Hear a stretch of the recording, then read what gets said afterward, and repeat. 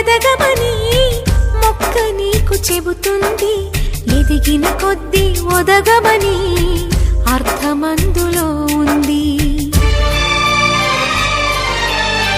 అపజయాలు కలిగిన చోటే గెలుపు పిలుపు వినిపిస్తుంది. ఆకులన్నీ రాలిన చోటే కొత్త చిగురు కనిపిస్తుంది. మౌనంగానే ఎదగమని మొక్క నీకు చెబుతుంది. ఎదిగిన కొద్దీ ఒదగమని అర్థమందులో ఉంది.